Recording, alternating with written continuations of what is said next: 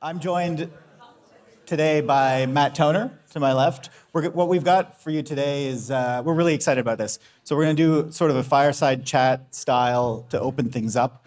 That'll give you some good context for what the discussion we're hoping to have. And then we have three esteemed panelists that'll join us in about 20 minutes. So I'm Josh Waite. You may or may not know me. Matters less. I'm with Knowledge Park. My background is economic development. The reason I'm sitting here today doing this is because I'm really, really excited about the potential for what we're going to be talking about around the game industry. So not gaming, like lottery or gambling, games. Games design, virtual environments, simulators, digital twins, and the talent and the potential around that. So we're going to jump right in. Matt, maybe I'll let you introduce yourself in 2 minutes. What you're observing here is actually a culmination of 2+ years, at least together. I know you've been really on this road for longer than I have, to try to build an ecosystem, to bring people into rooms, to have these sorts of conversations in New Brunswick and understand the potential and the potential impact that this industry will have in our region. Matt, do you mind introducing yourself? No, not a bit. That's not beer, by the way. I promise you. So it's nice to be home. Really quickly, my company is called Shred Capital, and my partner Lance is here in the audience as well. And the reason why we are here is because any investor will like a new market or an emerging market or a place where something's coming up that hasn't been seen yet. And Ted and I were just talking about this before the panel started. It's how interesting it is to find a place where there is a surplus of talent and ideas that can be very tech forward, but hasn't really found a path to commercialization yet. And so was kind of our initial interest, is how do we begin to understand this place and the people again. Now I come from New Brunswick. I grew up in St. John, and I used to have a math class in this auditorium, as a matter of fact. So when I walked in last night, it was kind of PTSD of coming back here.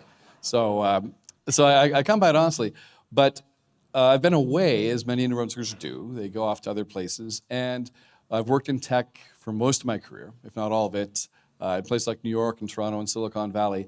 And I'm really struck by what I think could happen here. And I was at a conference recently that was looking at dual use and defense, like everyone else in the Canadian business space is thinking about this. And one of the keynotes who'd been a CIO at Google had been talking about it. And he said, the way to think about it is the toys of today are going to be the tools of tomorrow. And he was speaking in the context of drones. Like we all had a goofy little drone a few years ago that were flying around parking lots, and now they're changing the landscape in Europe in tragic ways. But I think that speaks to the idea that you can take technologies that might not seem on the surface to be useful, might seem frivolous, might seem whatever, but then when you look under the hood and look at the research and the technology and the things that go into it, suddenly you can see the big potential. So I'm very keen to be working with not just yourself, but people like Scott here at UNB, people like Remy Richard at University of Moncton, the ACOA folks as well, to really fashion a strategy here for the next generation, I guess, of the game industry in this region that is really AI-centric and tech-forward.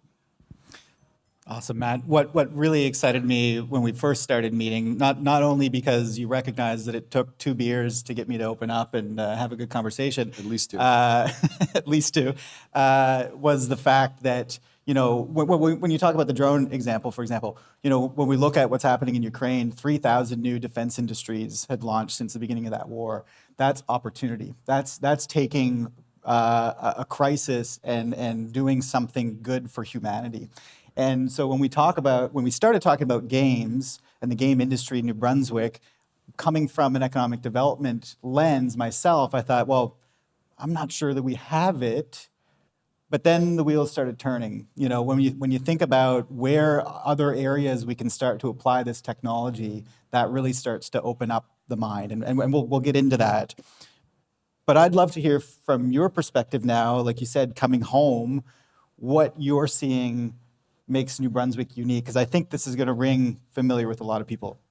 Well, I think there's a few things. Obviously, this is more of an academic audience and an academic conference, so I don't need to explain to you folks how good the schools are here and the kind of talent that they're putting out into the world and where they're finding homes. I will say that we do a lot of work with a chap at University of Alberta in Edmonton, a guy called Matt Gusdale. Maybe some of you know Matt. He heads up something called the Grail Lab there. And University of Alberta in Edmonton is, it turns out, one of the top game AI research facilities in the world. I think they're ranked like #2 in terms of published peer-reviewed papers. So he and I have been working on developing a methodology that combines kind of what we do at Shred Capital in terms of private money, which is necessary to drive innovation in a way that it pairs well with government funds and you can get a path to market that's quicker. But then also transferring technology out of the universities, which I think is a common challenge for institutions across the country. When I talk to the people at CDL, like the Creative Destruction Labs in BC and in Halifax and in the Rockies, they talk about how tricky it can be to find good, meaningful partnerships that can get the technology out into the world. And then we talked about the idea of also having like skilled operators, people that can run companies and can run teams that have that combination of responsibility, good caretakers of the trust that's been given to them, but also that kind of energy and hunger and aggression to change the world, through their companies and through their technology. And some of that you can train for. Some of that is innate.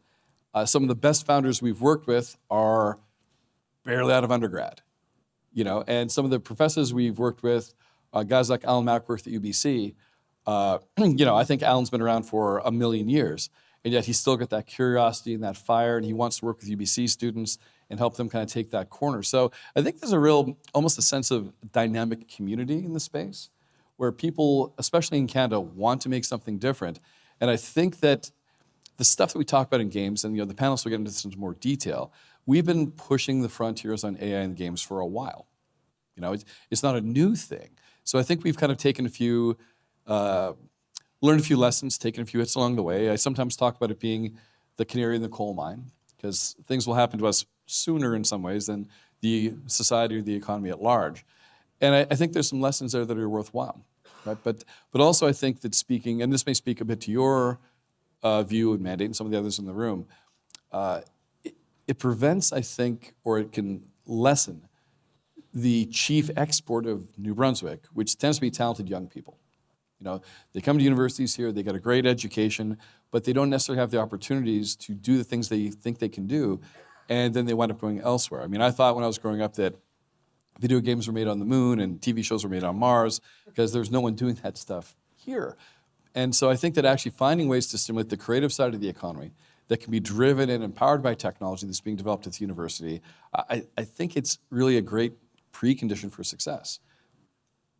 Yeah, I love that. And one of my favorite phrases lately is, build locally, but make it globally relevant. And one of the really cool things about this space, the development of game technology, is the interoperability. It's the fact that, you look around the world, what do we all have in common? We have two thumbs. We all know we all understand environments when they're put in front of us. And so when I think of what's happening in this region, some of you may be aware, some of you may not be, but the role that Base Gagetown is going to play nationally and globally in terms of how we evolve and how we experience technology, how we recover cognitively and physically, there's something really cool that's about to happen here. And that means that we can build things here that are going to be deployed around the world. And maybe you can riff on that a bit. Yeah, well, I mean, I think that post-COVID, things have changed a lot, in good ways and bad. But I think that it's flattened the business surface a lot, so the people that are working in the main centers are still in the main centers, and that doesn't change things. But there's a much bigger sense of indifference to where you happen to be now if you have good ideas and good talent. One of our partners in Palo Alto was managing a merger between two companies, and Stuart told me that, they didn't actually meet face-to-face until they signed the documents. So I think that augurs well for people that are in regions where historically it might have been more complicated to engage with people in different places.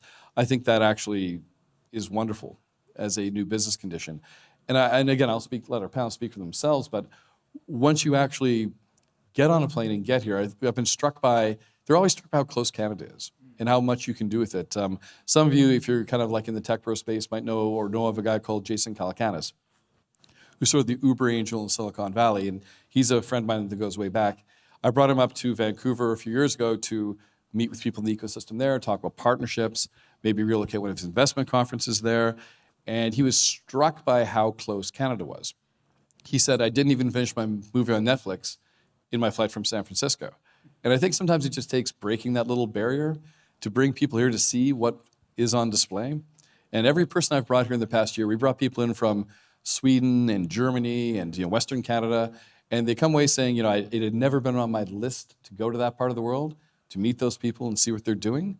But once they come, they build friendships, they build connections, and they get kind of hooked.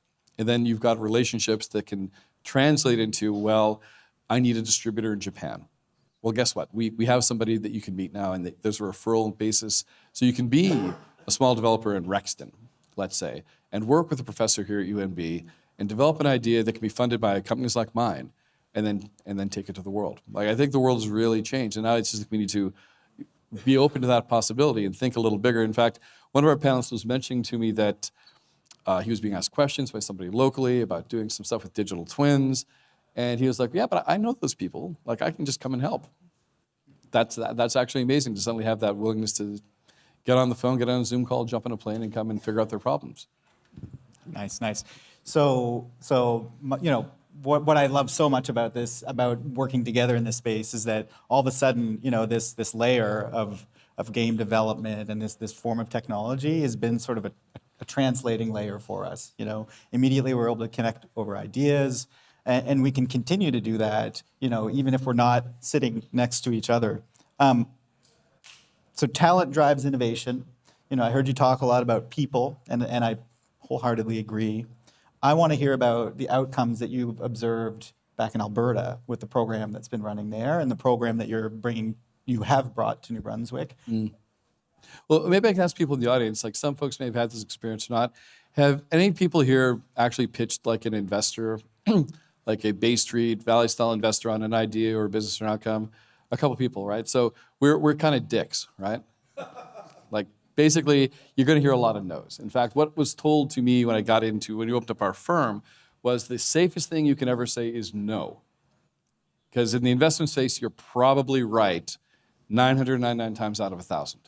But I found that really boring. As somebody who started companies myself, I've gotten a lot of no's. So we built a program that's what's called a venture studio program, where you can find good founders or good academics or good technologies or good ideas. And what you do is, instead of saying no, is you lean in and you work with these people to add the missing piece, which I find a lot more interesting. So that's the approach we've brought to British Columbia and Alberta and Western Canada. Sometimes just independently, we've had people come to us and the system runs itself. In some cases, we were asked by people in government to say, how do we build it here? And what we found in these two places, and again, my partner Lance is here, and he might correct my math, but we've helped founders raise just over $30 million in the past 2 years, typically in $300,000 check sizes. About 30% of the founders who we work with have raised, which is very high. Our win rates with some government financing programs are about 4 times the industry average, which we're very proud of. And this has translated into a lot of money to build MVPs and first playables and take them from the garage or the lab into the market. And then we help them with go-to-market strategies. About 12 of our startups are launching products this year, which is going to be a whole other challenge for them. But this was a place where, once you get outside of the downtown Vancouver, Toronto, Montreal, Canada is very the same. And so for us to kind of go to a region like that and have those kinds of results, we're very excited to be talking to people back here in this part of the country, because I'm very confident we can replicate those same outcomes here. Not because we're geniuses or we have unlimited piles of capital, but because we know founders, we understand them, we know investors that want to move into this space. We know amazing people that are globally recognized as understanding things that can help guide our hands. And I think that's why you can see the same thing happen here. I mean, we've seen deals with AI-centric companies come across our desk so fast and exit so fast that we haven't had time to put on our diligence shoes. We're like, okay, we'll do diligence. Oh, we raised already, we're gone. Oh, sorry. Great. So we need to be more dynamic as investors to recognize the opportunities. And that means having more discussions with people like you folks in this room, so we know what is the next thing. We know what's coming next. And we fail at this in the investment community all the time. We were a sponsor of an AI conference at University of Alberta in November called the AAIDE conference or something. You guys probably have the acronym correct better than I do. And it was some really great stuff. It was very game-centric AI approaches that had a lot of interesting civilian, military, commercial applications. We were the only investor there. And I was saying, why is industry not here? Why aren't investors not here? Why aren't they looking at the tree that's throwing off all this amazing fruit? And I'm still not sure. I think we need to do a better job of reaching out to people that are not on the rubber chicken circuit in Silicon Valley and having these conversations. So it's great for us to be here because, again, are there any other investors in the room? Nope. So, so that means I'm in the right room. So Amazing. So you're talking about investing in people and bringing people to people, bringing ideas to life. It's not about spreadsheets. Really appreciate you being here. Market. Let's talk just briefly before we bring our panelists up, what you're seeing in Canada, how that aligns with the global market, maybe the impact that AI has had. As you mentioned, now the deals are coming in hot, they're exiting hot.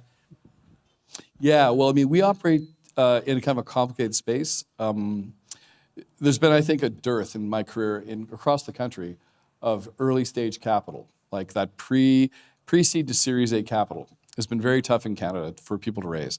There are government programs that can help move into that space and kind of cover some of the things. You might do your R&D tax credits, for example, as a source of financing, or you're working with a COA or other partners. Early stage is tough. And that's where we principally operate. And I think there you're making bets that are, you're ignoring the bigger market signals because they don't translate down into that early stage. You're often looking to, a person and saying, what do I think of this founder?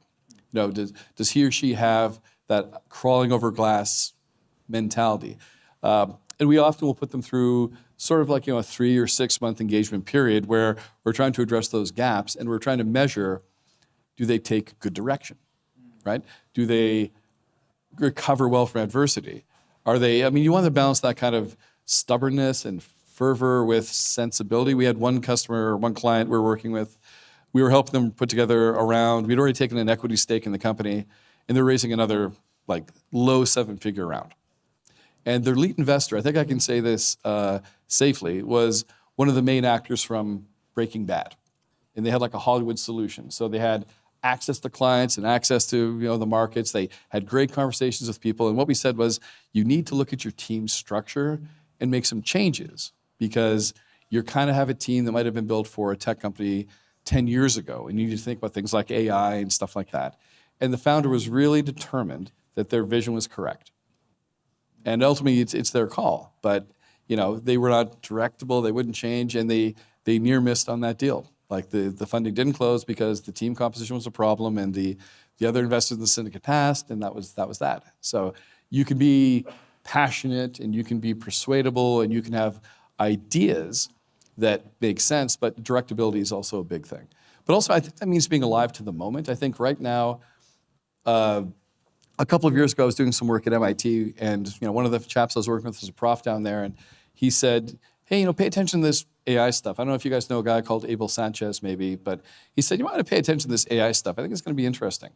And I'd done some work in AI around wildfire predictions back in 2018, like machine learning stuff. And I was like, well, okay, yeah, I'm kind of up on it. I just think it's okay. He's like, no, it's going to be different this time. And everyone's still trying to figure that out. I think, I went to a conference in New York last year where all they wanted to talk about was AI. It was a Fast Company Magazine's Impact Council thing, and they had 2 ad agencies come in and deconstruct a pitch they made to Krispy Kreme donuts. Do you guys have Krispy Kreme back here, or just Tim Hortons is the monopoly? Oh, they're coming, I hear. Yeah. Tim Hortons is going to kick their ass, I'm sure. But they pitched Krispy Kreme, and both the agencies were there deconstructing their pitch. One got the deal, one didn't. And so one of the companies had gone all generative AI. They filled the boardroom with pictures of St. Patrick's Day donuts, and everything lit correctly. Their art directors had done Halloween donuts, so you name it. And the other company was sort of just didn't go AI at all and kind of went, no, it's our usual stuff. And the AI company got the bid, and they found out afterwards that the client side had said, listen, we're not sure what AI is supposed to be, but we know we're supposed to be there. And so we have a mandate now to allocate 20% of our budget to AI-centric ideas. So this is where things are going. Things are moving around right now around us. And, we sort of joked beforehand that we should give people before our panel starts tinfoil hats so we can talk freely from our AI robotic overlords. But I think now that there's some reluctance still to embrace these technologies. There's genuine ethical questions, there's business concerns. But I think over the next couple of years, there's going to be a big normalization and a lot of shakeout. And I think it's interesting to be places like this where we can try to understand what those currents look like. Yeah, love that. This event is offering a good platform for discussion. We've got people coming in from around the globe to be here. Maybe before we invite the panelists in, it'd be really nice to hear about what you've been up to this week. And, obviously people are looking in. There's people coming in from, like I said, around the world to see what's happening here in New Brunswick and in Atlantic Canada. Maybe you can just kind of give us your 2 cents on that. And, and I'd love to hear a little bit about, what you're seeing as far as the strength of these small jurisdictions. And then we'll invite our panelists. Sure. You make me keep talking, dude. It's too early. Okay, no problem. So as Josh said, we've been working here for the past 18 months or so, worked with people at Interactive New Brunswick, like Jeff and Jade that you see sitting over here, trying to understand the next generation of entrepreneurs that are starting in spaces where we invest. And we've been talking we built a team, New Brunswick at your suggestion, with people from UNB, University of Moncton, ACOA, JEDI, different organizations, NBCC, of course, to, again, help understand things. We've talked to folks in government. Some are responsive, some are figuring it out still, I guess, which is fine. I mean, there's lots to learn. And I think there's a real willingness to get things started. But we had a session at Knowledge Park yesterday. And what was interesting at the end of the session, the local stakeholders that were there had asked good questions. And one of them, I'll use Chatham House rules not to reveal their identity, I guess, said, okay, so what are we waiting for? Who's in charge of this? How do we get this going? And that was, I think, sort of the open question. I think all the conditions are there, and now it's just waiting for that one catalytic moment to actually get things going. So you've got private capital lined up, you've got amazing interest from global players, you've got real talent coming out of the universities here and real interesting technologies. And so I guess the challenge I'll put to the province in the room, and anyone who wants to volunteer, you can have the gig. Who's going to lead? Ted, you in? Maybe Ted, I don't know. But I think that's what we're waiting for now, is just that starting gun. It's all here. But I think we need to start thinking and moving a bit with the speed of AI, because I'm sure by the time I fly back west, something will have happened that will make me kind of scratch my head, because the world's moving really, really quickly now. Well, great answer. Well, let's bring everybody up. We've got a really great panel prepared for you here. Bear with us. I know an hour and a half seems like a long time, but hopefully you're already seeing that time's disappearing. This conversation is awesome. So thank you, Matt. Thanks so much. Matt's going to co-moderate with me for this next session. So come on up, guys. We'll ask everybody to introduce themselves. You'll get to know a little bit about their background. We've got some great conversation teed up.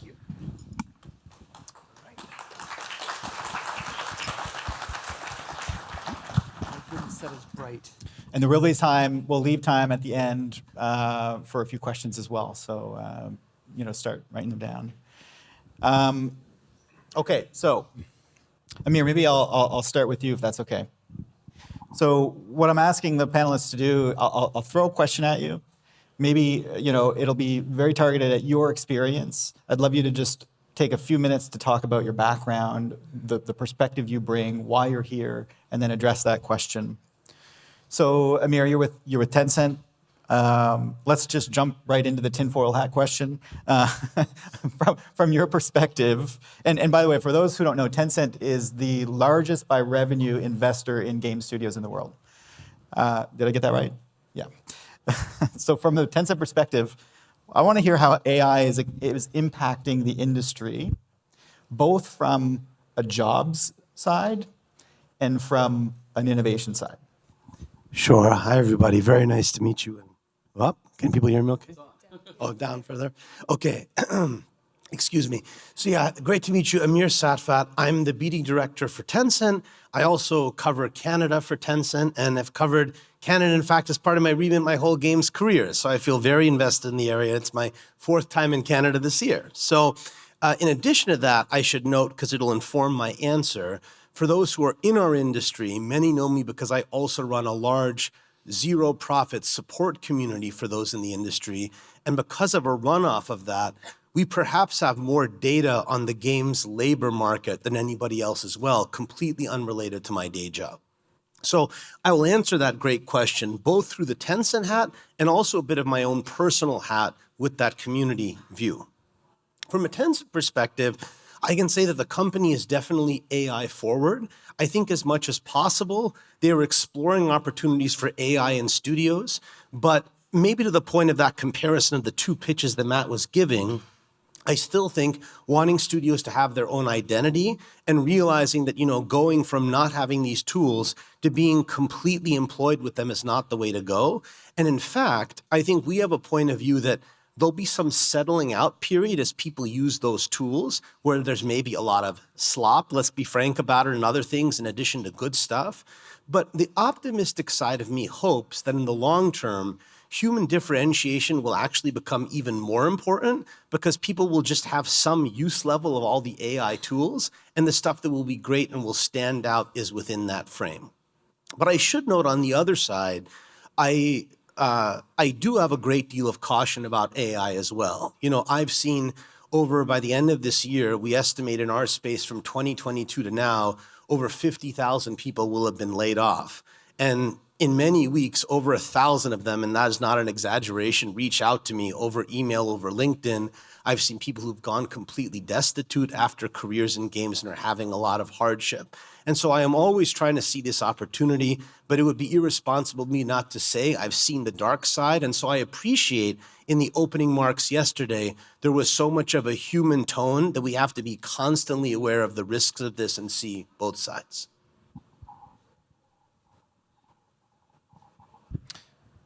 Follow up, Matt? Yeah? No. Yeah. Thank you. Thank you. Really appreciate it. Okay, so next, perhaps I could go to you, Manny. Sure.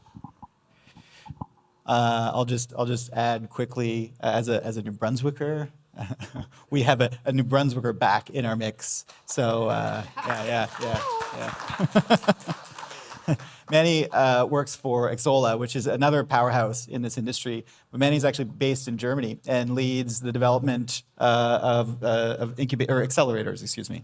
And so that's the perspective I'd like to ask you for. And again, maybe a quick introduction of your background and maybe even your connection to New Brunswick.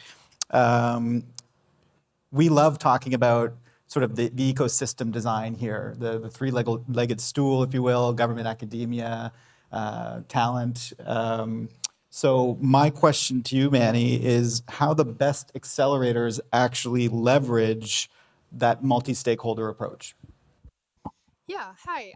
Is it still on? Yes. Okay, my name is Manny, and I was actually born here up north in New Brunswick. Je suis une Acadienne de Tracadie-Shaila. So it's nice to be back. It's nice to be here. I never expected when Matt invited me to return to New Brunswick, not just as a visit to come to my family, but for a business opportunity. Not just any business opportunity, but also an investment opportunity in the region. I think this is amazing because I was one of the exports of New Brunswick. I graduated, I didn't really see any opportunities here. So I left far, far away. So I've been in Germany for 20 years now. I joined the games industry about 16 years ago, and I've went through all sorts of different types of companies, landed mostly in development. So I was chief operations officer at a startup. And I learned the ropes on how to run a studio, how to run a startup, how to manage teams, cash flow sheets, investments, projects. We've done everything from own IP to work for hire, third-party software, and everything in between. You do everything to try to, survive as a startup. So I've been at Xsolla 2 years now, and I've been running incubators and accelerator programs. I'm the senior director of developer success, and we work a lot with governments around the world. One of the things that's interesting, actually, when we mention New Brunswick and we mention the natural resources as one of the big exports, one of the generative or like the generation of revenue that we have in the province, it's not that different, actually, from a lot of the countries we're working with at Xsolla, which is, for example, Azerbaijan, where we have an accelerator that is running with the government in Baku, or the upcoming incubators and accelerators we have in Dubai. We're speaking to a lot of the MENA region countries, which are resource rich. They are limited resources. And these countries are very clever because they have realized that, their immense natural resource revenue is not going to last forever. And so a transformation to the digital age, to technology, to games, and of course now AI, is necessary. It is a clever investment to make. So in Azerbaijan, for example, where we're working now, we have the government supporting us. We have private companies such as Xsolla that comes in with all the information, the teams, the expertise. And the academia that we're working at, actually, with a lot of local universities to encourage them and discuss with them what their programs should be. How do we get the students hired? So one of the Xsolla programs in Baku is actually an internship program where we're going to be taking a lot of students from the universities, get them working at Xsolla, get them those first experiences in a tech industry. And I personally support about 15 studios per cohort, 2 cohorts a year. So about, all in all, maybe 100 people, various stages of investment or development as a startup. And I try to teach them what I know, right? And of course, they start in games. That's not always where they're going to end up in the end. So games is also something that attracts young talent. People grow up nowadays playing games. They dream about working in games. And that's something that it's a skill that's easily transferable as well. So I'm not sure if I answered your question, but that's what I do. And you need all three, basically. You really need, and you've seen it in Silicon Valley, we call it also the triple helix, the private, the government, and the academia to work together to make sure those students learn the right thing, have opportunities when they come out of university, and have the investment or accelerator or expertise program, the network to learn. Because no one needs to start a game studio from scratch with zero support. A lot of people have done it. We're a very open industry. We love to support each other.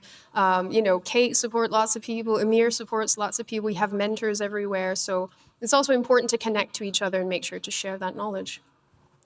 Thanks for that. That did get to my question. I heard a lot of opportunity. I remember back in 2017, 2018, some of you may remember this as well, when the province decided to launch CyberNB, the word ecosystem was just starting to become cool. The MIT was studying what makes ecosystems work. And now, anytime I go to anywhere and talk about how innovation works, they're talking about this helix or this system. So thank you for that. Kate, if I may. And I'm fascinated by the work that you do and the both your background, but the perspective that you bring into this industry. I think it's something I'm really passionate about when it comes to using art to tell story and to represent culture. And I don't want to give away your punchline, but again, if you could introduce yourself, talk about what's important to you in this industry, and then the power that you see of culture and storytelling in building that innovation. Yeah, well, great. Thank you very much. It's great to be here. My very first time in New Brunswick. In fact, first time east of Quebec City, so it's very exciting for me. I'm a geographer and a cartographer who found my way into the game industry originally at Microsoft for 13 years, from 92 to 05. My very first game was Flight Sim 5.0 in 1993, so I've been working in games for 33 years now. At Microsoft, I created an internal team called Geopolitical Strategy to help the company navigate political and cultural risks that they're getting all of their products in trouble because in a massive company, they've got huge silos and the silos don't talk to one another. And then we were having a lot of problems with different governments around the world, which is when I had to go explain to Bill Gates face-to-face why a product got banned and what we're going to do about it. And I'm like, I don't want to do this frequently. So I created this team and implemented policies and processes across the company to make sure we're not doing this. And it was effective because after 7 years of doing that, I left the company to become self-employed. went on to create Google's geopolitical team. But then my whole focus really was to work in games because I've always been a gamer. My first game was Pong because that's how old I am. So I've always loved games, but I never ever imagined myself working in this, especially as a geographer. But now at this point, after 33 years, I've worked on 321 games as of this week. I've worked on most major game companies, a lot of what we call AAA titles, which is like the big console titles like Call of Duty, Battlefield, all of that stuff, The Sims. So I work on that stuff frequently, but everything down to indie games and even board games and card games at this point. So for me, what my real focus is these days, I also ran the International Game Developers Association for 5 years. And then I also ran the Global Game Jam, which is the world's largest game creation event that happens every January in over 100 countries. So there's a lot of other stuff I do other than consulting, but I won't go there because it'll take an hour. But my focus in this industry is really the role of games in society. And for me, we often hear this debate about whether or not games are art. And I've had interface with many governments over the years, both in my culturalization capacity as well as in my IGDA and Global Game Jam capacity, talking with them about what games mean to them and what it means to their culture. And a lot of times you get mired in the debate about what games are as far as art. Do they have any artistic value to society? And frankly, a lot of governments usually treat games like toys. They are entertainment. That's all they are. It's changing. It is changing, especially as governments are getting more younger generations who grew up with video games into positions within government. It is changing that perception. But the way I approach is that games don't make the argument that they're art, because you can debate artistic value of anything. What they are indisputably are cultural artifacts, because a cultural artifact is anything that humans create that is evidence that we were here. Anything, Now, most of the time when you say it's a cultural artifact, you think about stone tablets or beautiful carvings and a lot of amazing indigenous works and things like that, all of which are valid. But what about in today's society? What about, Mario? What about Pac-Man? What about Halo? What about all these things? These are also cultural artifacts. They're digital, but just because they're in a digital medium, which is the medium we use today, that doesn't make them invalid as a representation of our culture. And that's why I think it's really important, why it's exciting to me when I travel a lot. I travel about 70% of the year. I spend a lot of time in emerging markets. And it's the exciting thing to me is a lot of these quiet corners of the world, as I would call them, including New Brunswick, and I don't mean that as a diss, that's actually a strength, is that you've got amazing things going here, just like Matt was saying. All the pieces are in place to basically create cultural artifacts based on your culture here, based on whatever you want to represent. But there are so many amazing things happening in these quiet corners. That is really starting to emerge. Like I was even in Iran a few years ago, and just the game development community in Iran is phenomenal. The amount of work they're doing. I mean, they're one of the highest countries that produce more engineers than most countries in the world. And you could see that in the talent there that was applying it to game development. And so there's no corner of the world where game development is not happening. I mean, like 3 years ago, I was in the Kyrgyz mountains in Kyrgyzstan, and there's game developers in Kyrgyzstan who are up in the mountains making games in yurts. I'm not kidding. So that's... Looking for investment? Yeah, perhaps. But that's what's exciting to me. And see, with the intersection, I'm going to finish. So the intersection of AI and all of this is that when you think of games as a cultural artifact, as a piece of human evidence that we were here, then what's the role in employing AI in creating the cultural artifact? Does it diminish the human quality of the artifact, or does it enhance it? And I'm not of the camp where I think it instantly diminishes, but I do think we need to be careful about the role that it plays in creating something that is ultimately going to be seen in 100 years, 500 years, 1,000 years from now of something that we did. It's a representative of us. And so that's part of the genie in the bottle aspect of AI that I think we have to be very careful about. Wow. Well, thank you. I'm taking notes here. This is awesome. And honestly, couldn't have planned this better myself. It's a perfect tee up to Dan. Grab a mic, Dan. So Dan and I met last fall, and the reason we became friends was both because of beer and disc golf, which I'm way worse than Dan at disc golf, but we had fun.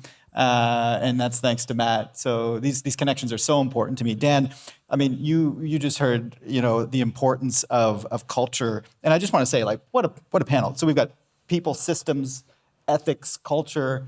Dan, artifacts, cultural artifacts. You understand this space really well. What also excites me about your work is that I'm so excited about digital twins and how we apply that, how people interact with these environments, and how you build cultural artifacts. Please. Hi, I'm Dan Piggott. I'm from Calgary, Alberta, which is not considered international yet. We're not going anywhere. And to pander to the audience, my wife was born in Fredericton, so there we go. I have a connection. And my kind of role on this panel is to almost be the non-gamer. I'm a non-gamer coming into the gaming world. I've been doing software development for decades. And I think what's interesting in the gaming space is how early they've adopted AI and used it. In fact, while the rest of the world is AI washing, the game community stops using the term unless it's something like procedural. Like what kind of AI are you talking about? So I think there's a lot we can learn from it. Matt's comments about today's toys are tomorrow's tools, I think that applies to the technology. What game engines can do is amazing, but also the techniques they use. The difference between what's a good game and a bad game is not how it looks, it's what you do. And that is quite the art. Quick example is something like, the worst example is loot boxes, which aren't gaming, they're gambling, if anything. But we made a digital twin of a boreal forest, and you're the bear in the forest, and students go and play the bear and be the bear. And we put in a construction site with garbage cans. And I'm saying to the team, the technique we're using is loot boxes. Sometimes they're full, and you get dense calories. Sometimes they're empty, and you get stuck. So they're pure evil. Just like to bears, our garbage cans are pure evil, just like loot boxes. So I think there's a lot of things we can learn from the techniques of the gaming industry. But I'm going to key off of the geography side, because I think digital twins are actually maps that you bring to life. And we're using the game industry tools to do that, because they are pretty amazing, and they get amazing every day, more amazing every day. Nice. Jeez, it's like we practiced, which we didn't, by the way. We were actually just going to spend half an hour teaching you how to make tinfoil hats, but this is way better. So, Matt, or really for anybody who wants to jump in, you've each identified that you've seen small jurisdictions, you've seen them, punch way above their weight. Another favorite phrase of mine. What are you seeing so far? I mean, you've spent a few days here, you've met a bunch of people. What's New Brunswick got that's special? That's special from those other areas, or maybe that's common with some of the areas you've seen. And again, I want to focus on small jurisdictions, because we are 800,000 people in the province. We're smaller than Mississauga. Sure, I guess I'll start with that. Something that's very interesting is if you look at, we should start from a baseline, that if you look at where the games industry was concentrated, traditionally 5 places in North America have had 70 to 80% of the open roles, right? California, Washington State, Quebec, Vancouver, and North Carolina, although Epic unfortunately has had some cuts, so that's changing a little bit. What's been reordering because of that is people talk an awful lot about AI, and that is going to surely become a bigger and bigger factor. But to go back to, I feel like the theme of this talk is geography. So to go back to geography again, what is happening is, I believe that geographic shifting within our industry is actually the biggest trend. People think that the games industry is contracted. It actually hasn't. Now, it's growing much more modestly than before. The 5 years before 2022, it grew by 100 to 150,000 people. It's grown basically flat by a few thousand people over the last 5 years. So then you're like, okay, where are these people going? And what you find is they are shifting from these traditional very high cost areas in North America and Western Europe to other places. And I think the lazy version of this is people were like, okay, it's shifting out of North America and Western Europe, but that's not completely true. I've seen in practice a lot of different areas find creative approaches to this to have it shift to them in North America or Western Europe, but just not in the high-cost places. I've seen it happen in places like the Midwest. I've seen it happen in places like Florida in the US, and I'm seeing it happen in some places in Canada already as well. Okay, so what are like the ingredients that I observe that make these things work? Big one that we're sitting in is having a very, very strong university education research area where you have very hungry young people who are coming out wanting to do that stuff. Two, which I see sitting to my right, is having people who have investment dollars who are committed to the area and really believe in it. And certainly I feel Matt's conviction about that with Tencent as well. The last thing I'll say, and the third one is, I think people pursue what that opportunity looks like, particularly for younger people with a wider lens, right?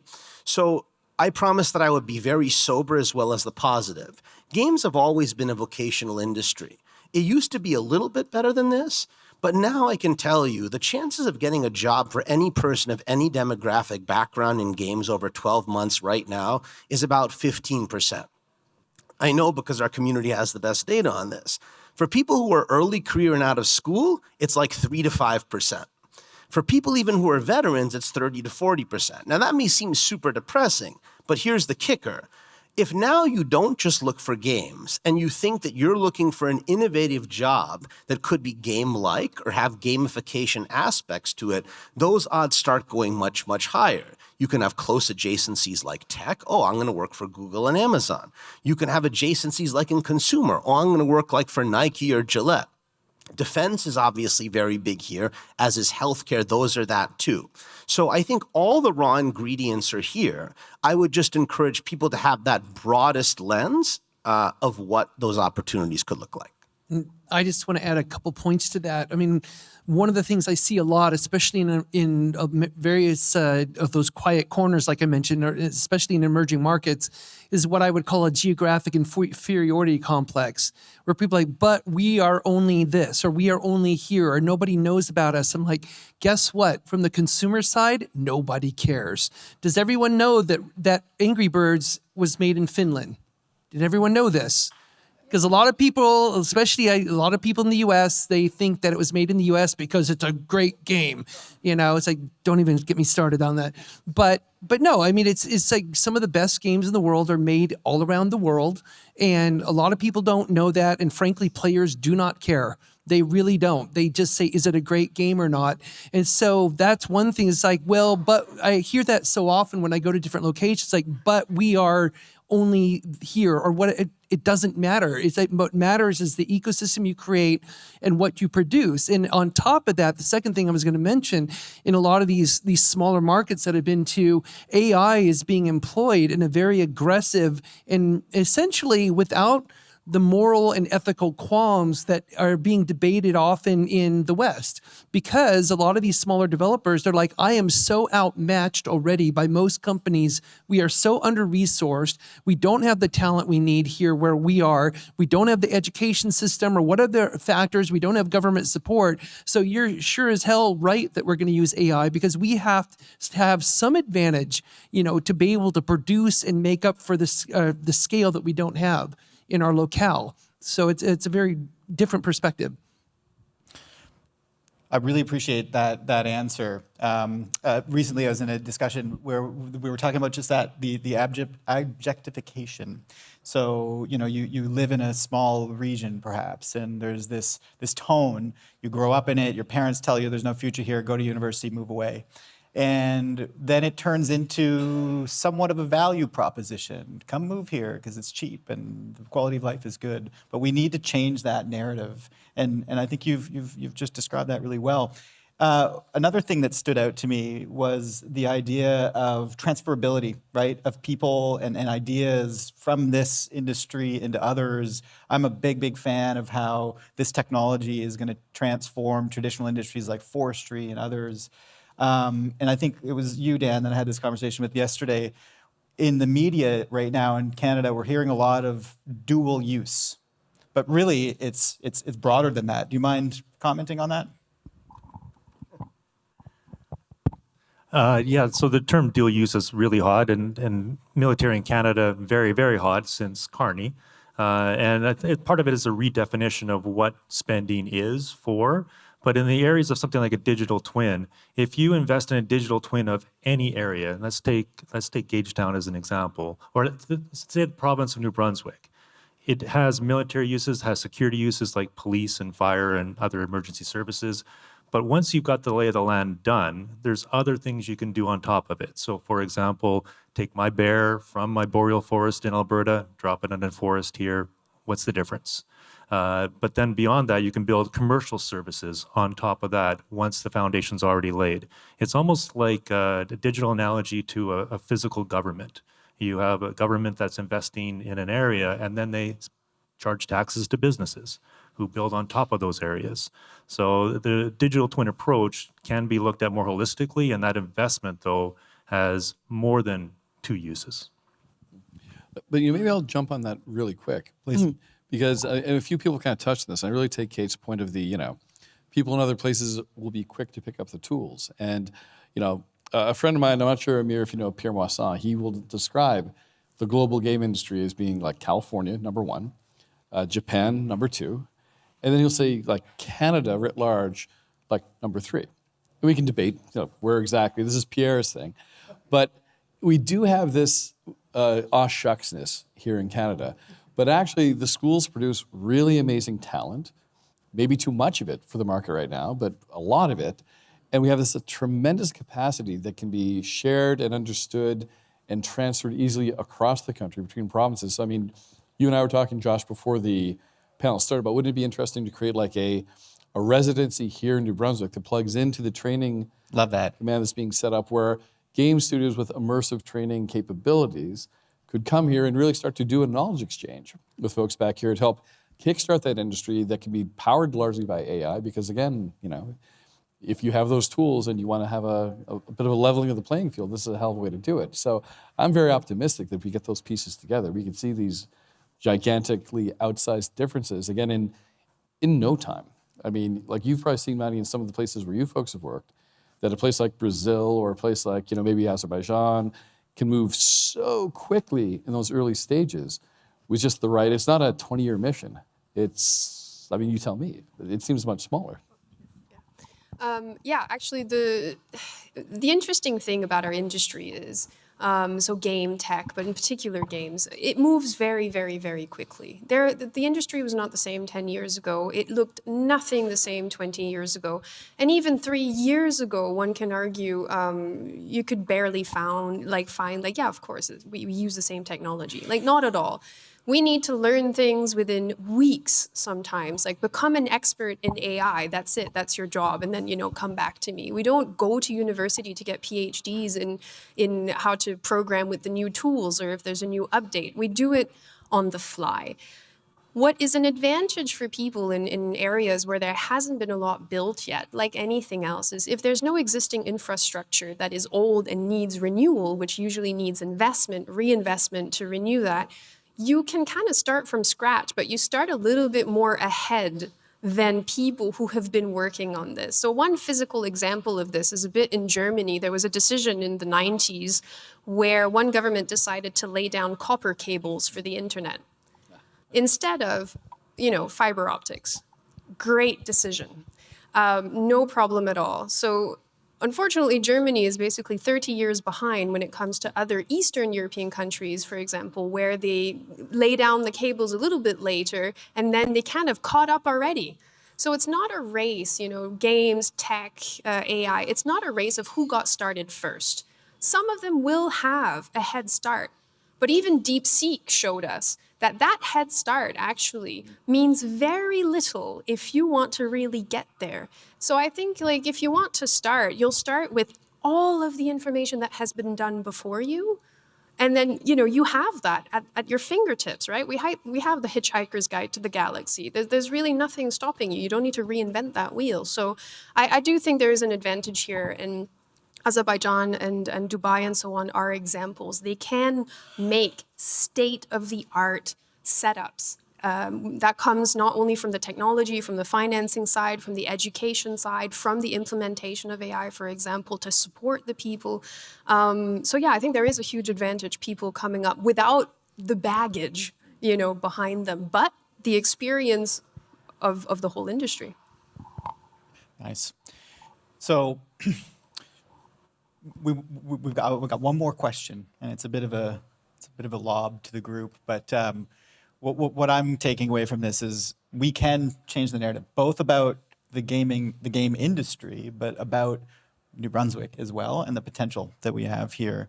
I'm going to use a new triple helix going forward. That's people, systems, and ethics, or maybe culture. I haven't decided yet how to describe that last one. But the $63 question I want to throw at the group here is, can New Brunswick do it, in your opinion? Yeah, sure. I mean, anyone can do it as long as, you know, what Matt was saying. You need the people to lead, right? All the pieces are there. You just need a person who, you know, grabs the bull by the horns and decide that's it, we're bringing it forward. And you need that passion and the endurance as well, right? I think the support is here. Everybody's going to be supporting whoever these people are going to become. But somebody needs to step up to the plate, and that, you know, that needs to happen for sure. Yeah. Let me just jump on that really quick. We saw the same problem in British Columbia 5 years ago, 6 years ago. And we actually had to, through government, create an office called the Innovation Commissioner, just to have a person who could kind of work with academia and work with investors and work with partners, but it had to be instantiated to make it happen because there's too many people waiting for someone to give them permission. And we had to catalyze that. So that worked out there. Maybe something like that could also work here. Yeah, I mean, to work on that point, I mean, it's kind of like what I did at Microsoft. Those issues were already there, the geopolitical, cultural sensitivities, but I just saw the need and was in the right place at the right time to say, I'm going to do something to basically make sure this is fixed.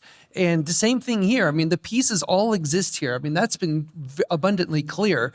And in addition to the leadership points that were just mentioned, which I 100% agree with, I would also say that there needs to be, if not already, and forgive me if I'm not as familiar, but the game community here has to be already working as a community.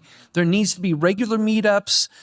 This is me as my former IGDA speaking, where we had IGDA chapters all around the world.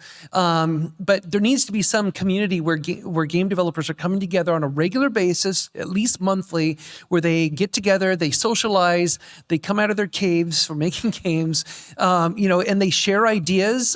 We have a great model of that in Seattle. I mean, Seattle's a pretty robust game development community. We have like the Seattle Indies group there, which has been really instrumental in kind of making sure that the game community talks to one another on a regular basis, because that's how people find jobs. That's how people, learn about any opportunity. They learn about collaborations. Hey, let's work together. You guys are working on cool tech, and that's the way to do it. So I really encourage that, along with the leadership to spearhead the strategy, you also need to make sure that community building is happening very robustly. Yeah, no, I'm certain that it can happen. And I'll tell kind of a very personal story, which is for me, I came from a town of about 15,000 people. It's maybe about 20 in Connecticut. And, I had wanted to work in games.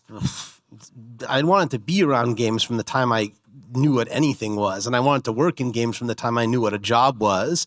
But I didn't start in games until my 30s. And the reason for that is, I am very close to my family, very tight-knit Iranian community in the Northeast. And I was like, well, people like me don't get to do stuff like this. And so, I've been saying repeatedly to Matt and anyone else who will listen, I've really loved coming here because honestly, it reminds me of home. I could blink and it feels a lot like Connecticut, like New England, like Cape Cod. And I've seen in my lifetime, not only how I feel so fortunate that I've been able to have that breakthrough of doing it myself, but we've done it in New England and small, medium, and large, right? Boston used to not have much of a scene at all. Now we have CD Projekt Red, we have, Activision Blizzard there. In parts of New York that are much quieter, like, Troy, and ones that are bigger in regional cities like Albany, there are people everywhere. And I think, Kate really knows the blueprint of this, and she talked about it, but it's all the ingredients she said. It's like you have to see the way the community, that's the big, big word, comes together on these. The way they have their Slacks, the way they have their meetings, the way they support each other, the way, again, always the anchor ends up being several universities that are supporting the backing of this. So I've seen it happen in my life where I live and there's no reason it can't happen here. I might be a little unpopular in a moment because I'm going to say that I think this transformation we're talking about won't be done by people in this room. I think we all have a little too much gray hair. And so my story is about 3 months ago, I was in Pakistan and I got asked point blank by a young developer, how do I not get replaced by AI? And I froze. I did not have an answer for him. But somebody last night asking me that question, I could say, your advantage is in this room. So they don't have an international panel showing up to support and convey to locals how to support this kind of growth and investment. I do know that places like Philippines, Egypt, Pakistan have millions of brilliant, young, energetic, and motivated developers who are using AI. And so how do our young people in a low density population compete with that? It's AI plus people, and we are the people. We are the people. Matt, did you want to go? No. Oh, okay. So we're gonna quickly wrap up and provide some time here for questions, but I want to put a plug in as well. We need to work together here on this. The opportunity, the market is global. New Brunswick can be it is globally relevant. We need to work together, though. Enough of this competing between jurisdictions, between institutions. We need to work together. The opportunity, grab it together. That's leadership. So I'm gonna stop there and invite the audience to ask questions. We've got a good amount, 10, 15 minutes. So please jump up. There's a mic back there. Although, if you speak loud enough, I'm sure we can hear you. Oh, Ted, we can hear you. You don't need a microphone. I know, but it's fun to use the microphone. Hi, folks. Ted Danola. First off, thank you, Matt, for bringing me up here. It's my first time in the Maritimes, and love what I'm seeing here. And it does remind me of a lot of the places that folks have been talking about. It is the places that are to date a little quieter that are almost always best positioned because, having spent a lot of time in major cities globally, their strengths are they have better visibility and access. Their weaknesses are they do things the way they are told. They have to be more risk averse, so they are slower and less nimble. Whereas here, you can truly innovate. You can move with a little more intention. So one concern that I have for this area, a trap that I see a lot of areas like this fall into, is twofold. Kind of I call it a pathological aversion of self-promotion. While customers don't care where you are, a lot of times, if nobody knows where you are and someone from the formal industry, like in New York or Toronto or Beijing, sees how good you are, they will come in and offer you a great deal to work for them, in which case you're then not building anything that you own. So how do we, one, retain talent here in New Brunswick? As wonderful as Manny's story is, I want to see fewer people being exported and more people staying here. And then also ensure that while they are reaping the benefits of their good work being put to use, also building something that they own. I mean, I have some ideas of what we do, for example, or some of the fundings that we do have in Europe, for example, creative media and so on. And I do think the CMF works in a similar way. So when we talk, for example, about government support, we also mean funding. There's different types of fund for the creative industry. In Europe, games have been part of the European Fund for quite a few years now, I think almost a decade. One of the things that they do insist on is, of course, they will only support companies where the IP ownership, so the intellectual property, is owned by over 50% by local residents. Sometimes citizens, but local residents is usually the important part. So they will check, the chain of ownership all the way through to make sure that exactly this doesn't happen. It doesn't prevent someone from sweeping in and acquiring companies, which, has happened, and it does mean a bit of a loss. But usually if you acquire a company, the founders might just go off and start something else anyway. So you have that kind of seeding effect there. But I do think if you're going to be supporting IPs, supporting people, it is really important to make sure that they do own those IPs. A game development studio or small teams, startups of any kind really, they're nothing if they don't own the work that they're doing. And you don't want to fall into the work for hire trap where you get all of these amazing people working diligently, making amazing products, but all the revenue, all the rights, all the ownership are, offshore. I mean, to answer that question as well, maybe in a different way, there's a company that probably people on the panel here know called Red Hook that did a game called Darkest Dungeon, and they approached it in the early stages very differently. They were a small team, almost developed a co-op model internally, so that it was kind of a band of creators working together on their own idea, and they shared the ups and downs pretty equally, all things considered, in a post-capitalist society. And they kind of really stuck to their guns on doing it their way, with their team structure and in their location and whatnot. And it worked out tremendously for them because they didn't take the easy out, which might have been offered to them. They didn't take well, here's the fast track. And we see a lot of people in Vancouver that have a good idea and a lot of money comes in early, and then they get noticed, and then they get relocated. So these guys took a different path, and I think they're down the road now a bit. And the challenge they've actually had is their model has done so well for them individually that it's hard for them to retain that talent because suddenly these people, their lives have changed.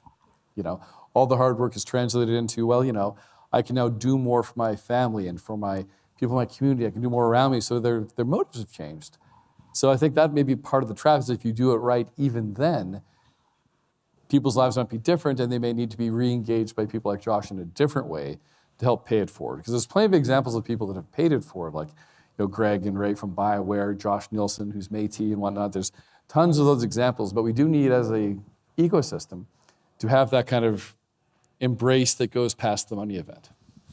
And one other thing I'll say about this in a bit of a more just pragmatic way about the data that we've been talking about with layoffs, right, is I actually think that some of these phenomenons of moving away to like the bigger city, I think it's becoming muted because a lot of the hardships that people have gone through, right? I mentioned the magnitude of the cuts, 50,000. A quarter of those folks have been laid off twice. 5% of them have been laid off 3 or more times. A number of them have had themselves and their spouses laid off. And so I think like the attraction now of, I'm going to go to LA or, I'm going to go to Quebec, I see a very strong rotation to kind of safety and security. And so I might say, maybe it goes back to the soundness of what is being built and that looks like. I think if you can somehow convince people that that's going to be in addition to being a good, affordable option for them and their families, that's not going to get cut or pulled under their feet, I think you can win the battle that way. Very nice. I heard another term recently, I'm full of them today, social infrastructure, and that's a responsibility we're going to take on, building that social infrastructure, making space for people to come together. Do we have another question from the audience? Oh, here we go. Wow. It's like the exercise. Scott's in the lead. Yeah. So thank you all for coming and thanks for the great panel. And it's really amazing to hear all this experience here. It's something we rarely get, in New Brunswick, especially as we're talking. And thanks to Matt for his leadership in trying to bring something I think could be really special to New Brunswick as well.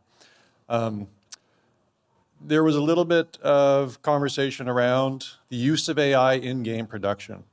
And the interesting thing here, I think what we're talking about, though, really, when we think about indie games, I love the example of Red Hook.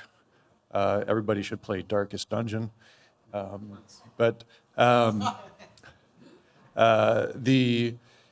believe in this thing as these cultural artifacts. So I buy into that. I think what we're talking about here, too, though, is the idea that we are, when we think about small indie game studios, right, it's almost like everybody's involved in that production least that's my mental model of it, right? And when we think about bringing AI into that mix, and Kate was talking about this, the sort of the idea of what is that mix, right? And I think your answer is we don't know, but can you pretend to know for a second? Tell us what you think. Where do we draw the line? Where is it? Because I think of especially when I heard the reaction at the recent GDC conference about, there's really strong pushback, especially from certain parts of that crowd. And those are usually the producers that are pushing back. And since we're talking about producers here, really everybody, and when I say producer, not a game producer, but everybody's involved in the production of the game, from the coders to the artists to et cetera. So can we talk about that a little bit? Well, when it started to give to that is that I think that as it is right now, where we have the Gen AI tools, which are generally more broad in terms of what they're using to teach them. And I think once we move to a phase as AI evolves to where you can make an AI or LLM based only on your work, and which is part of the whole ethical debate, especially in the game industry right now, both on the consumer side and on the creator side, huge debate about the role of Gen AI in our work. And that's why the title of our panel was a little overly optimistic given the tone in the game industry right now, which I wouldn't say it's anti-AI, but it's not far away from that. There's even game communities saying we want a sticker on the game saying that was made by humans, that kind of thing. But we all know that's not real, and that's not reality. I mean, pretty much every game today is. I mean, somebody on the team probably did Chat GPT for some reason, and then instantly, hey, AI was involved. To me, though, it's part of is the intentionality. To what degree do we intentionally use it in the actual design and world building that we're doing? But I think once we see AI evolve to a point where anybody can create something that trains it only on your work, I would love to have an LLM based on only my writing. So I can tell it to write an email to somebody, and I'm pretty confident it'll have my voice and use my tone, which would be wonderful. That would scale my ability to do work beyond belief. Right now, I use AI as a research assistant. Basically, rather than spending several hours using Google search, I basically carefully word my prompt and boom, there's everything I need. And it's great. But I think once we get to that stage, and one of my big clients, which will remain nameless, they're already moving to that state because they have the resources to create their own internal GPT. It's pretty impressive because it's been trained only on that company's work. And so it has been very empowering to the teams internally, and the teams have less moral qualms about using it because they know it was trained only on the work within the company. It wasn't like a random artist and others out in the world whose work is being pilfered and violated their IP. So I think once we get to that stage, I think AI is going to see a tremendous leap, in my personal opinion, in the game industry. But right now, we're not quite there yet. And just want to key on a couple of comments. So, for example, you said, where do we draw the line? We're competing against people who don't have a line and don't even ask that question, right? So, and the little sticker, made by humans is going to means worse. So I'm just being contrarian. And I do spend a lot of time, I work with the college and university students in Calgary a lot. That's where we do our R&D. And in the universities and colleges, this whole AI as a threat, we're worried about it kind of attitude is out there. Other people don't have any of those worries. And here's an example. Should you allow AI as part of your course assignment? Answer, no. Prove, really, absolutely not. Or do you make a problem hard enough that you require AI to solve it? Because that's what they're going to do in the real world. So I think people are still on the keep AI out of this rather than how do we have to embrace it because our competitors are. Competitors, however you define it. And I want to go in one different direction with this because I think a lot of those parts were very well covered I think oftentimes, even though I also have a lot of concerns about AI, we conflate everything as being an AI problem when it's not. I'll give you an example in games, right? we have, there's a gentleman in our industry who's very well known named Matt Ball. And every year in our industry, he puts out a very lengthy report that everyone reads and takes extremely seriously. He actually just became the chief strategy officer at Xbox. And one of the big things that Matt shared in that report is games, as one example, is not just competing with games, it's competing with an attention economy. And like the biggest competitor for us, for example, is like TikTok now. And so now, if you take games and you're like, I don't care what this game was made by. Was it made 100% by a human? Was it made 100% by AI? We're in a way victims of our own success because we have so many games that people actually can't play them. And so I always try, despite my own concerns, to take that step back and be like, which are the AI concerns or the AI mix questions or whatever, and which are larger problems that we need to even solve irrespective of that.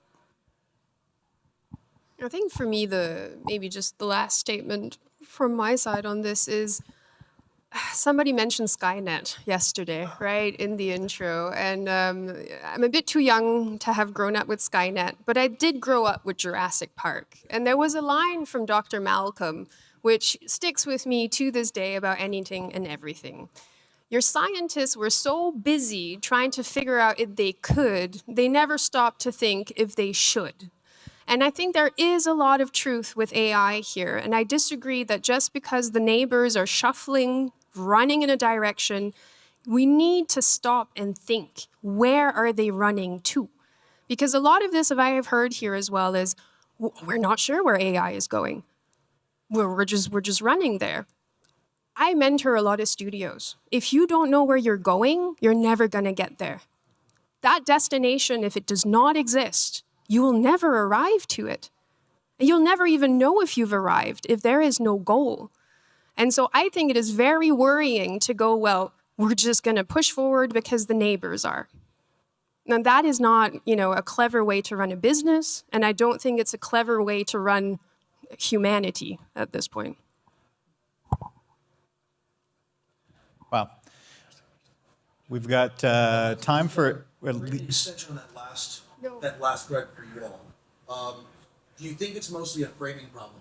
Because I think when you look at how people that don't understand the technology are telling it, it's like, it's a creative thing and we don't need that in games. Whereas when you look at how folks are actually using it, it is an amplification. Yeah.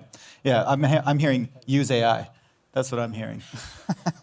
Matt? Well, actually, what I was struck by listening to you folks talk from the big companies like Xsolla, Tencent, and you're all kind of comparing, you guys have like internal metrics of token use and stuff now, right? Because it's now part of your culture to like, are you using these tools? Are you getting more out of them? Are you more productive? And I think that might be really the strongest drift. It's not I'm going to create a whole bunch of art assets using, we talk about programmer art. I can only imagine like what my art would be like through ChatGPT. But just these kind of like pipeline and scut work and soak testing things. I think there's gigantic things there that we could do in the space that would make the awesome parts more awesome. Let us focus on those more. Maybe I'm optimistic or hope-timistic, but that's kind of where I see things at least. I remember there being quite a bit of pushback for the CGI used in Jurassic Park too. That was an example that came to mind. I want to squeeze in one more question. Yeah. Oh, shoot. Just to rip off your statement about the scientific community could and should, what does success look like for New Brunswick and for Canada? Because success is a double-edged sword. So what's the goal and what are the downsides? So, excellent question. And I want a quick answer because this gentleman was racing Scott earlier. So we're going to give him a chance as well. I think if I were to, and I don't want to sound like a Joe Buzzword here, but I think that it would be looking to aim a bit higher. Being able to like look at examples here of somebody, because the successes here in the tech space are few and far between. Like people here still talk about Radiant 6's exit. That was 15 years ago. Certainly a big deal, but the world's changed. So I think that if we can instill more, especially in an age of AI where the entry-level job situation is grim, right? If we can instill more entrepreneurial idealism into the ecosystem here, where when a student comes to their professor or goes to the local government office at a COA and says, I have an idea, that people take that idea seriously, and that we help them get the tools they need and the capital they need and the trust they need to see if they can make a go of it. I think that's something that's a mentality you can change, and I think that's what I would aim for. Love that answer. We got a little bit blinded looking for unicorns. It doesn't have to be that complicated. They're real, they take a beating. Please. All right, thanks. Let's end this on a real upper, right? So when I was a kid, I played Mario, and the way Mario was monetized was pretty simple. You made an awesome game, and then you sold it to as many people as possible. And that's not the industry anymore, right? A big part of the industry right now involves, gaming that attention economy. I think about games like PUBG Mobile or similar with you got loot boxes and you've got currency multiplication, currency splitting, right? And these are techniques that have existed long before they were put to use in video games, but they existed in casinos, right? And when I see AI coming down the pipe and its use in video games, I grow concerned that we could be facing a situation where the world's most powerful tool is being used in a way that might, well, let's say, mirror what's already happening in the games industry in terms of monetization strategies. So what I'm getting at, what I'm asking is, how can the industry demonstrate that we should trust it with this tool, given what we already know about the strategies it uses? I'll just jump in on the business model side of gaming. You're right. It's entirely geared toward playing more, right? And actually, social media has the same disease. Stay on your app more. I would argue that us as humans have done a pretty good job of taking advantage of that already. We figured out like the dopamine hits for little kids and teenage girls on Facebook kind of stuff. I'm not sure that AI is going to make that any worse. They'll get more efficient at it. But I think you got to fundamentally reframe it where it's like, maybe that shouldn't be the goal of the games, to play more. I mean, the one thing I would add to that is that, it's been a constant issue of, how we use games and the game mechanics, especially in mobile, back in the day when mobile was really emerging, is some of the techniques we were using in the games. As everyone knows this, that it's for maximum dopamine hits, because that gets people to keep playing the game. And there's certain game mechanics that you can employ if you choose to, that really gets people to come back and keep playing. And honestly, I remember at one of the Casual Connect conferences, which is a RIP, is a former game conference that was mainly focused on mobile. I remember confronting one of the speakers after their talk one year that I said, what you said is very dangerous because you sound exactly like a tobacco company talking about nicotine hits. The language is almost identical. And it's like, and they were just like, yeah, but we're trying to tell people how you can maximize the impact of your mobile game. I'm like, that's great. I understand that you want to do that, but you got to be super careful because like loot boxes and other techniques that the game industry employs, there are governments that are very keen. They're looking very closely because we still, even to this day, are very much walking that line between what is games and what is gaming, which is why I'm very adamant when I say the video game industry, do not call us the gaming industry. That's another industry.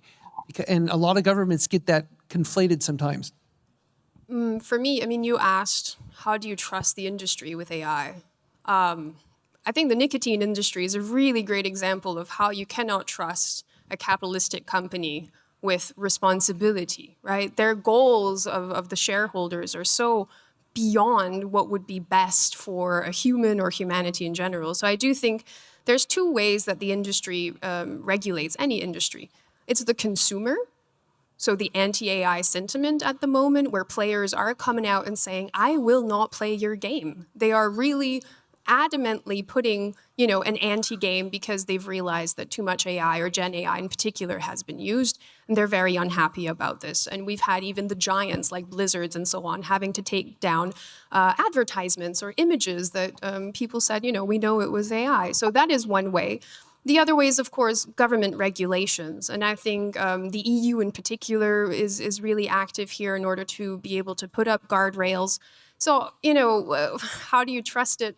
I don't think that's something that can be done. I think we all need to work together to make sure that, again, we agree on where we're going, what this means for people now and in the future, and kind of agree not to do certain things. And we do this with all sorts of technology, very dangerous technology or, potentially dangerous tech. And we need to do this with AI as well. Can I end on the darkest note? You should go, and then I can end on the darkest. I want to be respectful of time, so I'll just offer one nugget of a thought, which is I think that I can have a different view. I'm not a simulacrum for the company that I work for, and I do think that the way many games are monetized has become excessive. I will say this, right? I'm 44. When I was growing up and buying games like you mentioned, games cost $50. Now the highest priced games are $70. If you actually increase those games for inflation, a AAA game should cost $150 now. But nobody will pay $150. People get upset when you tell them to pay $70. Now I have only empathy for this. It's hard economic times. $70 is a lot of money. But I would just say there's always a little bit of this devil's bargain in the games industry, which is when we used to charge $50 for a game costs $1 to $2 million to make. It was made by 5 people, and the game lasted 3 hours. Now that a game costs $400 million to make and lasts 40 hours and is made by 1,000 people, you can only charge $20 more 40 years later, and people still are very, very upset. So I think between those things, something has to give, although, of course, people do take it too far at the company side as well. So I'll end on the darkest note, because you asked a fairly heavy question. So we've been doing some research recently that looks at games as a new attack surface for malignant AI. We've seen this happen in social media already, where non-state actors and badly motivated individuals are using social media to warp things, warp perceptions. And I think malignant AI in the game space can just put that on rails for the harm it could potentially cause. And I was telling Josh earlier that only last fall at a NATO planning conference around cyber did they ask the question of the group, okay, so explain to me, what is a game? So we got a lot of work to do, I would say. We're about to enter a very dark time. Yeah, amazing. And thank you for the questions. We are going to wrap up because of the schedule. We want to be respectful of the organizers, but please find this fine group out during the networking reception break. I'm sure they're willing to riff some more. Thank you. Thank you so much.